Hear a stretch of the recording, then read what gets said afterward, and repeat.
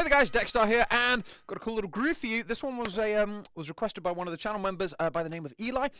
He checked out one of my videos on a sextuplet rotation fill, something like that, and there was a little groove in it, and he said, yeah, how do we play this? How do you do that groove? So I was like, okay, so I worked it out for him, and I realized it's a kind of mix between a paradiddle and an inverted paradiddle that I was doing in this groove, in this kind of bouncy place.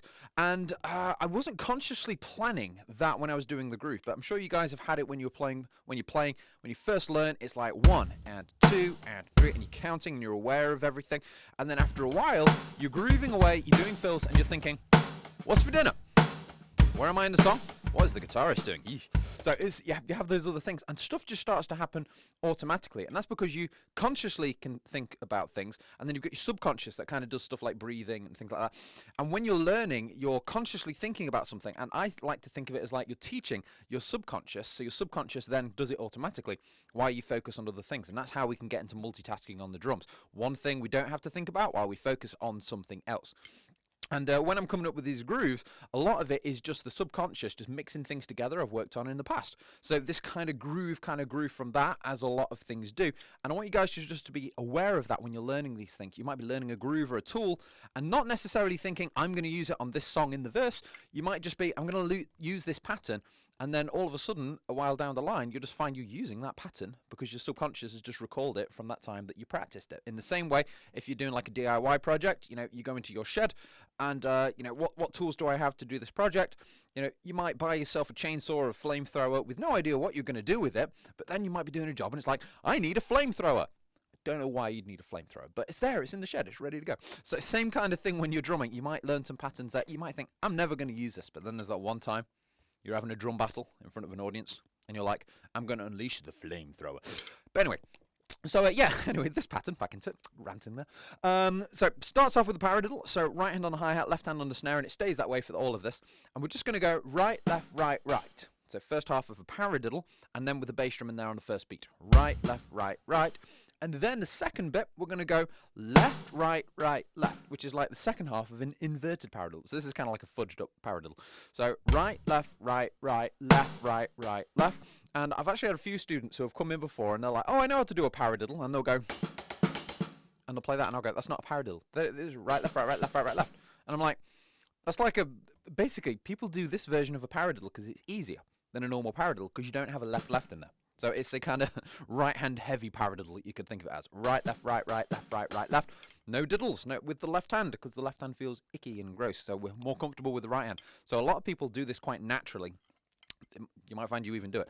So right, left, right, right, left, right, right, left. But I quite like it because it makes this cool little pattern, bum, ba, bum, ba, bum, on the hi-hat. Right, left, right, right, left, right, right. And then if you've got that left-hand accent, it kind of makes it a little bit louder. Pretty cool. But what I was doing in that video is I was actually swinging it as well. So rather than right, left, right, right, left, right, right, left, I was going right, left, right, right, left, right, right, left. It's all based on triplets, but I've swung it. It's got that bouncy feel. So right, left, right, right, left, right, right, left, putting it in that dagger kind of triplet sound. And then what I've done at the end of this groove, just for you guys, is just put a bog standard bass and hat, hat, snare and hat, hat, just a bog standard groove just to apply this to. Put it all together. Right, left, right, right, left, right, right, left, kick, and snare, and then start again. Right, left, right, right, left, right, right, left. And as you speed it up, you get that dum da dum da dum happening on the hi-hat. But those little snare drums in there, you see how soft they are. They just kind of fill out the groove and make it not sound too empty. It just fills it out. People don't even notice they're there. They are there, literally that, but just kind of fills out the sound. It's like, why does that groove sound good? A lot of the time it's because there's ghost notes of that. That's why they're called ghost notes, because they're kind of there, but they're kind of not. You can feel they're there, but you can't quite tell. So it's ghost notes. Anyway, back to it. So that's the phrase. Another cool thing you can do, you can then move it around. It sounds great on a ride cymbal. There's a lot of cool things you can do. So anyway, I'm going to finish with a short solo, just putting this into a few different places. If you too want to become a channel member, again, click that join button and check out all the stuff that's there. If you click it, I've got like a little intro video that shows you what it entails. But it's pretty cool. And again, thank you for everyone that's already signed up, and I hope you get some cool stuff out of it. So anyway, you guys take it easy and have a wonderful week.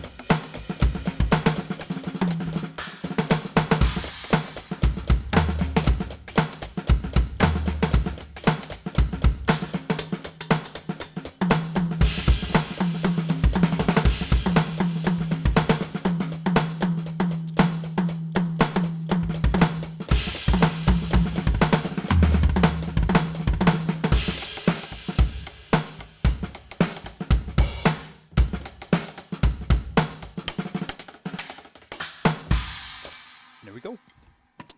Take it easy, guys.